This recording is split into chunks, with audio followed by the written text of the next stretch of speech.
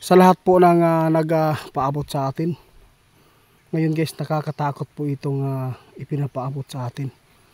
Dito sa ating bansa, pati dito sa Mindanao guys, napakaraming HIV na nagkakasakit, virus. Kaya maraming nagpaabot sa atin. Gusto po daw nilang malaman kung bakit dumadami ang mga taong nagkakasakit sa HIV. Saan ba nagmula? Saan ba nakuha yan?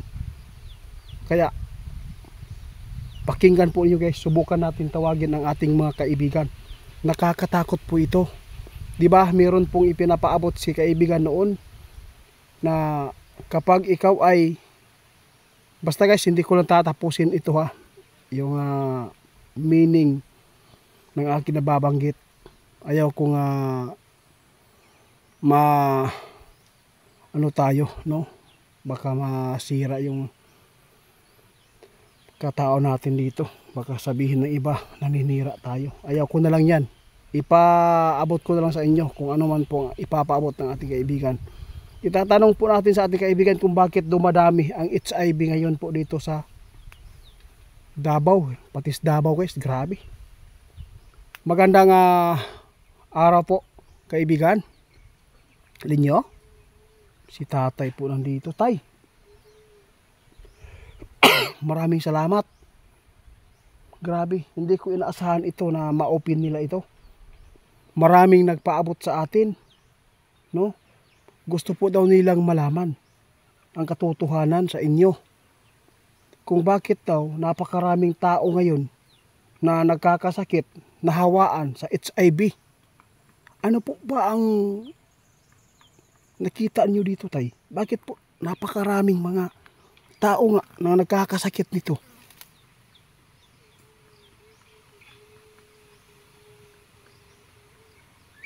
Oo nga, tama po kayo.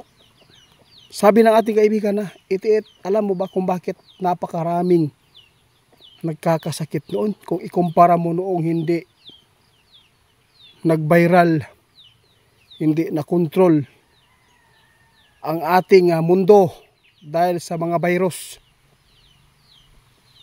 Oo nga, tama nga tayo, di ba? Bakit po talaga naghawa-hawa nito? Bakit tumadami mula ng susganda, no? Sana kung hindi lang delikado dito tayo, babanggitin ko na lang sana yung gusto mong ipapaabot. Oo nga, tama po kayo guys. Patawad na, hindi ko mabanggit po ang ipinapaabot ng ating kaibigan. Ayaw din po na mapapahamak tayo. Alam po ninyo, isipin lang po ninyo ng mabuti kung bakit napakaraming tao nagkakasakit ngayon. No? Kayo na lang po wala mag-isip kung saan nang galing ito. Kung dito ba sa mga tao na kapartner mo dyan o ano man yan. Basta ang sinasabi ng ating kaibigan, ngayon lang ito nangyari.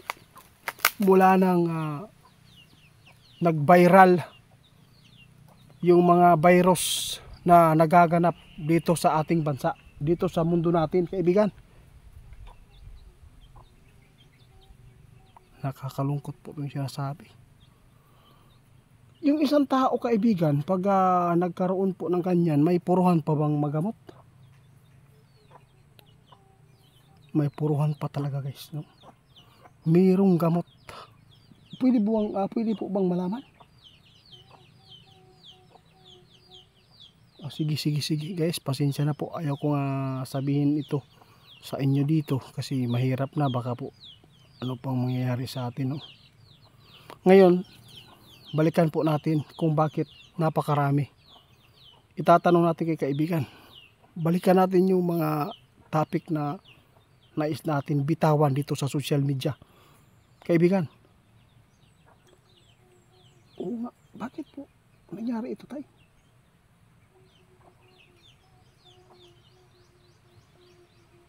Nako. Tandaan po ninyo guys, sabi ng ating kaibigan itiit, hindi lang ito, no? Mas may malala pa dito na magaganap. Kung sakaling, grabe tayo. Hadlo ka ani. Chat na lang mo sa kuha guys ha. Kung unsa man ni guys, no? Chat na lang mo sa kuha para makabalo mo kung unsa hitabo ani. Kung nganong naing ani. Kung nganong naing ani. Nga daghan man kaayo nagkasakit karon HIV, daghan man kaayo gipang virus karon, nagklase-klase namang mga sakit na moabot sa tao. Ing ani di ay ni guys. Si kaibigan do hindi talaga nag-ingon kung ngano tungod aning mga na nangabutho ba ng mga virus diri sa tuang dapit sa Pilipinas o sa buong mundo. Ngayon ani ang panahon nato karagan sa mga natakdan. Ano po kaya ang maganda po dito na mai tulong po natin dito tayo, no?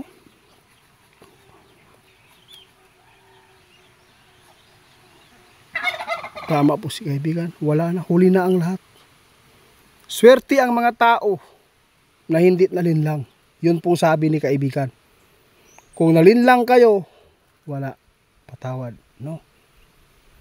Kaya patawad po sa nagpaabot sa atin, no, hindi ko masyadong naibigay po ang impormasyon, mga meaning lang po kasi ayaw ko po talaga mapapahamak tayo dito. Ayaw ko na yun, sinabi ko kanina, parang ano lang tayo, parang langgam lang po tayo dito kung anong gusto nilang gawin sa atin. Hindi ko masabi po ang katotohanan. Kung gusto po nyo mag-chat na lang po kayo sa akin.